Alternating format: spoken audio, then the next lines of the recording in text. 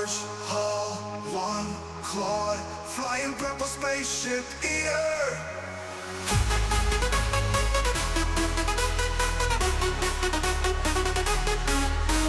Large hull, one claw, flying purple spaceship here.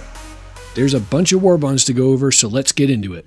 So I'm going to start this off with letting you know that there is an issue with the Terrapin Medic to Starlancer Max Warbond CCUs. If you try to apply these right now, it looks like there's a bug within SIG's backend store data and then transfers to your hangar that won't actually allow you to apply these Warbond upgrades. So if you run into this issue, it is a known bug. I'm assuming they're working on it, but it has come up a couple times already, and it is an absolute issue. People do know about it, and hopefully it'll get resolved soon. I don't have any ETAs or anything, but I did want to let you know if this does come up in your hangar and you can't apply it, that's why. There's a known issue with it. So something came up since I posted the last video where I've had quite a few conversations, and it does appear that you can utilize the negative CCUs that you may have in your hangar, provided they're not in your buyback, right? So if you still have them in your hangar, whether purchased or not, again, some of these are freebies, right? It does appear, again, based on consensus, not based on SIG actually, validating that this is the case, that you can, in fact, use these in your CCUs if for some reason you need to. So although some of them don't make much sense to actually utilize, it may help you get from one to another for a little cheaper based on whatever your chain is currently, right? So these do exist, and I just wanted to bring up that it does look like people have used them in the recent past, and the information I had before was effectively wrong. Again, I'm going to try and validate this myself by using one or two of these in an actual chain and just complete the chain for the betterment of the CCU game folks and our community here, and see if it does in fact function the way that it should. Again, these are the freebies, so I'm not even supposed to technically have these still. I'm not sure why I still have these, because they were supposed to remove them. So I will try it and see what happens. I think the only one I have in my buyback that would fall into this category is a Corsair to Scorpius Warbond that I did sell. So this one did exist. I could go from the Corsair to the Scorpius, but because it's in my buyback, it looks like if it's in your buyback, it's broken. Even if you buy it back, you won't be able to actually apply it. But if it's in your hangar, again, and I have quite a few in my hangar somehow, magically, they should still be applicable. So I'm going to check them out. I'm going to take one for the team. Maybe I'll do something crazy like I'm going to go full crazy and do the Mark 1 to the Freelancer Miss. How about that? Just to tempt fate. First up for the new Warbonds today is the Hammerhead. It does come up often enough in the Warbond CCU game, so it does make a decent jumping point, and I know some people, actually want to end up with the Hammerhead, so it is a good option, even if you're going a little bit higher. However, there aren't many great options over here on the left. The Carrack is the only one, and the standard Carrack I'm talking about, right? These other ones are special editions, so don't go with those. The Carrack is the only real way to lock in the pricing here, so it's going to cost you $75, but you're only going to get a $50 discount. That's a ratio that's no bueno, right? We don't really like that. So if you want to lock in the price, then use the Carrack. It's also a bit difficult to play the speculation game on this particular ship. Some people, instead of buying the Warbond CCU directly to the Hammerhead here, some people might want to speculate on a ship that's lower priced now, but is still concept, and it'll raise up to be close to, or at least closer than, $75 away from the $725 mark of the Hammerhead. So let's walk through a couple options here based on what we saw with the Polaris, right? So let's go jump over to here and look at the Polaris. The Polaris is now $975. It used to be $750. This is one of the highest priced ships that you can CCU to in the game right now, okay? And it went up $200. if we want to look at this, any of these other concepts, none of these concepts here are $750 right now, but let's say they go up $100, right? If the merchantman goes up $100, it'll be $750, so you wouldn't be able to use it to get close to the Hammerhead, right? You would speculate on the merchantman going beyond the Hammerhead. Same for the Orion as well. And the Liberator, if it went up $100, it'd be $25 closer, and you'd only spend $50 to get from the Liberator to the Hammerhead after the Liberator releases, right?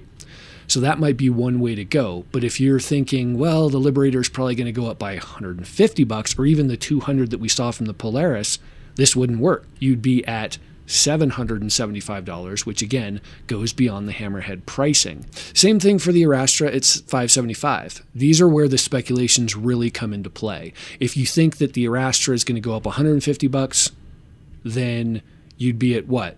$725 exactly. So that means you couldn't do a CCU from the released Arastra to the Hammerhead. So that would also not be good for you. If you think the Arastra is going to go up $125 versus $150, and it does happen, you should probably buy a Powerball ticket, because that would be amazingly lucky. Just to choose that $25 difference and get it right, that would be astounding. So it's quite difficult to kind of ascertain how much these ships will increase in. I don't think anybody saw $200 coming for the Polaris. I didn't see a $200 price increase coming. It didn't. That one definitely surprised me when we did find out it was going to happen that way. So going down the stack, if you're thinking $150 instead of the $200, maybe this one would make more sense, because that would be a $685 ship, which makes this a little bit less money than the 75, right?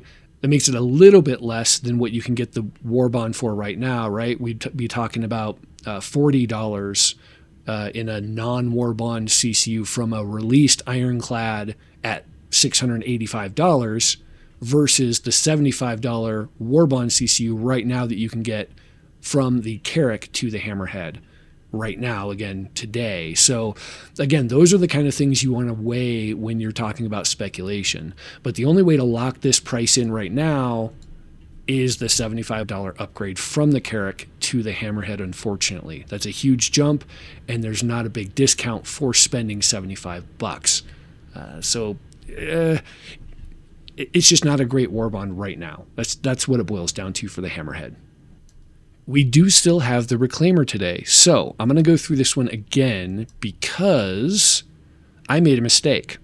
The CCU game app didn't actually list the Glaive as having a Warbond CCU, but someone brought it up in chat, and then I actually checked my hangar. So when we go up here to my CCUs, I absolutely have a Constellation Aquila 2 Glaive Warbond. I bought it this year, in fact. Alien Week, right? This is right after Invictus. So this CCU does exist. It's had at least one.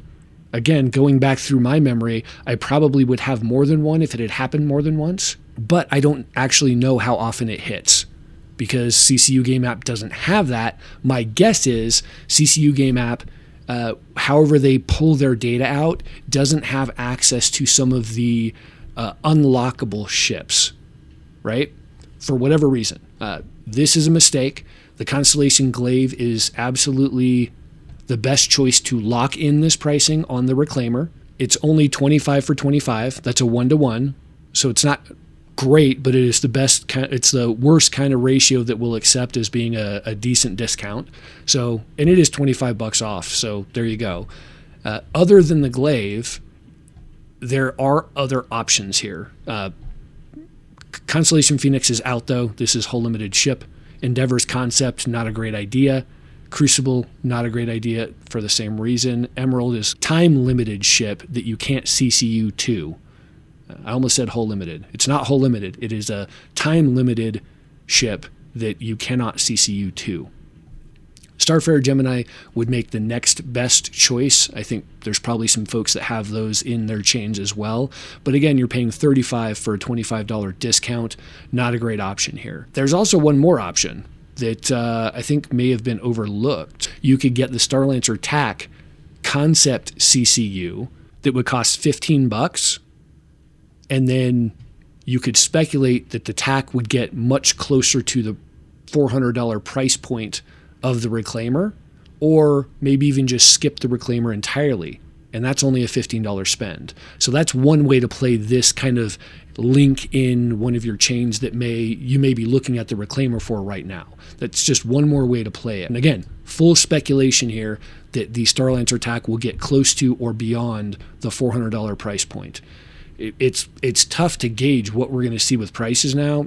With the two major increases we saw, one with the Polaris, one with the Pioneer this year, the speculation game's getting a little sketchy at the higher dollar mark, folks. And there's just no knowing where they're going to go. But again, if this went up by $50, we're only at $380, right? And then it'd be $20 to get from the TAC to the $400 Reclaimer. If it goes up by $100, then we're at $430. We're beyond the actual Reclaimer pricing at that point.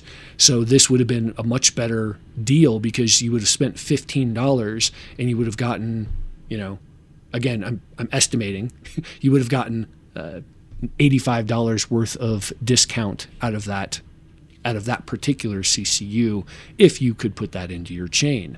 So that's just one more thing to think about when looking at the Reclaimer and its Warbond right now. Again, I am going to recommend this one as the best lock-in price for the Reclaimer Warbond. If you're interested in maybe doing it a little bit cheaper with some speculation, you have the recommendation of going with the TAC. That's a decent option there. And here's another one. If we do this, if we look at the Reclaimer as a non-Warbond as well, like for instance, let's say you really wanted this paint. So just grab the standard edition with the paint, right? This is not a Warbond. You could also go from the Galaxy here as well. Cost you $5 less than the $25 Warbond, and I guarantee the Galaxy is going to be worth more than the Reclaimer. How high will the Galaxy go? I have no idea, but let's say this is another just $50 increase in price. That goes to $430, right? Well, what's the next best thing beyond the $400 mark? $435, right? So you could get from here to, I suppose, the 600i Touring, but more than likely it would be a Prowler. So let's assume that this was $430. To get to the Prowler would be another $10. That's a much better way to go to speculate with the Galaxy to get two much higher price ships than kind of trying to force the Reclaimer Warbond into your hangar or into your chain rather. So again, many options with this kind of price point. And the Galaxy speculation, I think, is a good one if you're going beyond the Reclaimer, for sure. Just don't know where it's going to land. If it lands underneath the Prowler, that's a killer deal. If it goes beyond the Prowler, it's an even better deal, right? Because then you've got the $450, another $10 increment to the Ironclad, which you probably have a CCU to, so I don't know if you'd be able to use that one, right? If you went all the way, if this went all the way to $440, then you couldn't use a CCU that you already have for the Ironclad, but you could CCU to the Ironclad for another $10. If it went to $460, then you go to the 600i Explorer. Again, you would negate any Warbond CCU you have with the 600i, but that's a huge skip over, right, for $15 right now. So that's definitely something to think about, okay? And again, I'm just talking about the price point. I'm not specifically talking to the viability of the Reclaimer itself in a CCU chain. It's just in that weird $400 range where there's not a whole lot of options at low dollar amounts to upgrade to them for. So if you can skip what you can, for sure. Next up, we have the Starfarer Gemini. This is a nice addition, $25 discount. And the Scythe is one of those rare, I think they're quantity limited sales that happened a while ago. I don't know that they're going to offer these again until Squadron 42 releases, and even then, I'm not sure how they're going to play it, right? Anyway, don't expect anything from the Scythe to ever be over here on the CCU chain unless they really change how they're releasing Vanduul ships in the future. Right now, you can't CCU to it. There's no way to get it besides buying it outright, and I don't know that they're going to actually offer it. I think it was just a one-time thing from what I recall. Anyway, skipping the Scythe, the Starfarer, let's go look at the Starfarer. So the standard Starfarer has had one Warbond back in 2022. The Starfarer Gemini seems to be more prevalent in the Warbond CCU game. So let's look down the stack. The Eclipse is the same price point here at $300. The Paladin is as well, but it is a concept ship.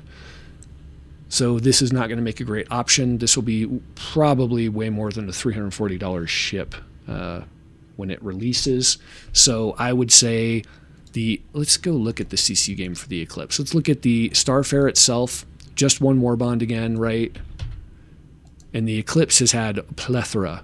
Every year it looks like at least 2 different times, sometimes more. It hits the Warbond CCU cycle quite often. So for this one, I'm definitely going to recommend the Eclipse at $15 for a $25 discount. Pretty good ratio there. Another new addition today is the Spirit A1, or I guess the A1 Spirit. $15 discount here. The A1 Spirit hits the Warbond CCU game quite often since its release, and it's a great option to put into a CCU chain. It is at the $200 mark as well, so it's a decent price point. So first off, Hornet Mark 1, I want to call this out as the Mark 1. Don't use it unless you already have it. Can't get them. Freelancer Miss happened recently. If you have that one, I suppose it makes a decent option here, but there are a lot of $175 ships, right? The Cartual, Cuddy Blue, and I think the Cuddy Blue has a Warbond today. Let me double check that. The Cutlass Blue does have one, so let's see how these line up. So both Zeuses hit the Warbond CCU often enough, I suppose, since they're a relatively very new release ship, and they're available right now. The Vulture hits the Warbond game quite often. Mark 1 out of the question. The Retaliator is a weird one because of the price changes and how they've done the modularization of the Retaliator. It just kind of made things weird because you used to have the bomber. This particular Retaliator, the new one, has only had effectively one Warbond CCU. So maybe not the best choice, but it's not terrible if you already have it, right? Just use it. Standard Saber has had a couple. You can see the Standard Saber here has had a few over the years. One of them this time last year, actually. 2 of them were this time last year for IAE. So not a bad choice. Cuddy Blue is available right now, so that makes a really good choice if you don't have anything else to link here. You can see the Cuddy Blues only had this one, though. It doesn't happen often. It might have had one previously. Let me go check and see if I've got a Cuddy Blue. Nope, I've got one of the $0 ones. So this one doesn't count because it wasn't purchased. It wasn't made available in the store effectively for anybody new. So this is pretty rare. If you want to use it at this price point, it's not a bad one to use. But the assumption right here is that, I mean, you've probably got the Zeus ships, right? Those are both 175. It makes sense that you'd already have them. Cartual has had 2, but they were a while ago, so I don't know if you can count on that one. They're skipped 2 years now, effectively. And the Freelancer Miss has only had the 1. So really, if you grab the Freelancer Miss Warbond earlier in IAE, then maybe use it here. Makes sense. It's $10 price point, right? But there's a lot to choose from 175. So what I'm going to say here is use whatever you already have or build a chain with something that's easy to link to, like the Zeus. They've been available all week. Maybe just grab the Zeus and call it a day. Either one of these should work just fine. Next up is the Cuddy Blue that I was just referring to, and we have a $10 discount here. It looks like yet another ship that goes through the Prospector. This would be a limited use case type of Warbond CCU. We've already been through the Zeus and the Hornets that go from the Prospector much higher in nearly perfect chain, right? Without skipping many little fill gaps. So this may not be the best route to take. Again, also with the previous Warbond to the A1. So just think about that. Like I said, the Zeus may make a better chain for most people. Again, you've probably already have those in your hangars. I think this is more for those people that actually want the Cutty Blue to kind of close the gap there and get it in their hangar. And that's really the way I would recommend this particular CCU. It's very rare, so unless you use this to the next jumping point, you're probably not going to get many options to get it again. But if you do want the Cutty Blue, obviously this is the perfect time for you. Other than the Prospector, I don't think there's really good choices here. Everything else leaves more on the table, and we're in that zone where you want to save as much as possible because, again, it's only a $10 discount. Every $5 increment you leave on the table over here basically eats up 30 to 50% of your savings basically from here on down the stack for Warbond CCUs. I would probably skip this one unless you have a very specific use case in mind for it already.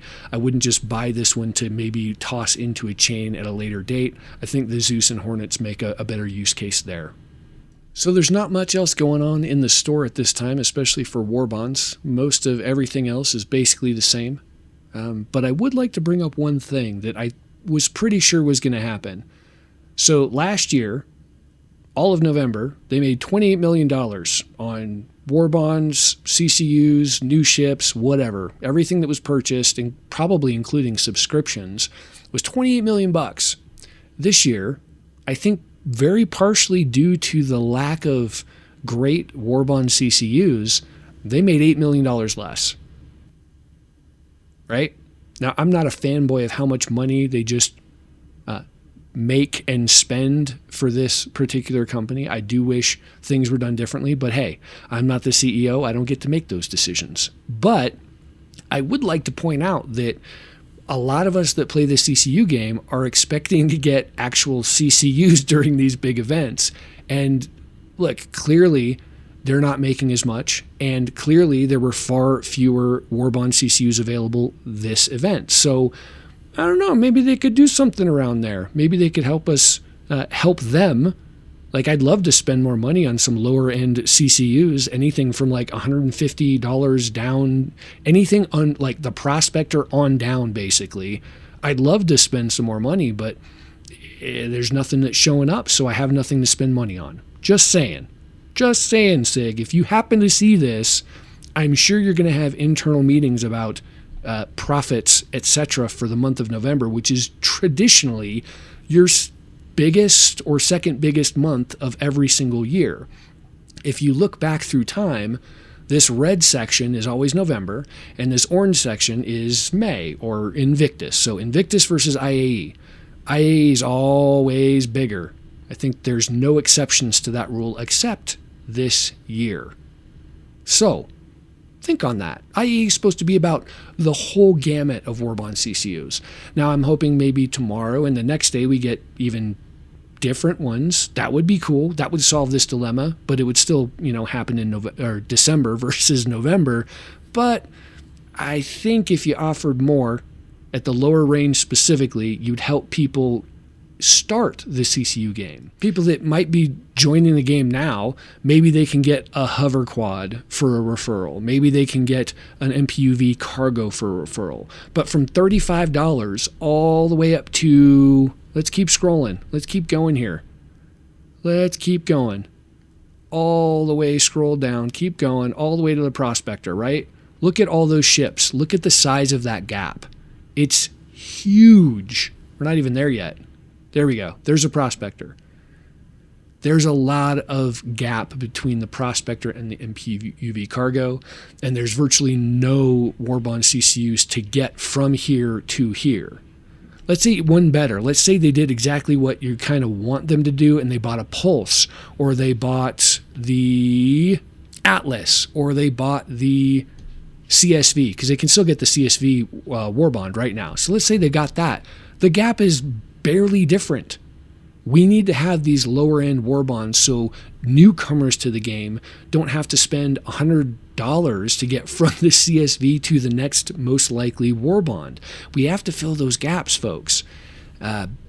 SIG really needs to reassess this, and I hope they do based on the reduction in spend all of us hardcore fans that are giving them money every year have shown them.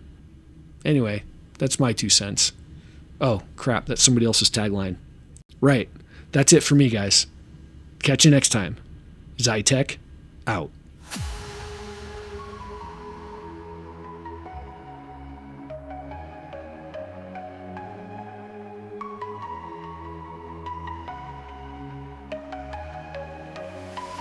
I saw it descend from the sky. Its rumble was loud and ominous. Could not believe my lying eyes. Setting upon its feast, the grinding teeth were ravenous. It's a large hull, one-clawed, flying purple spaceship eater. Large hull, one-clawed, flying purple spaceship eater.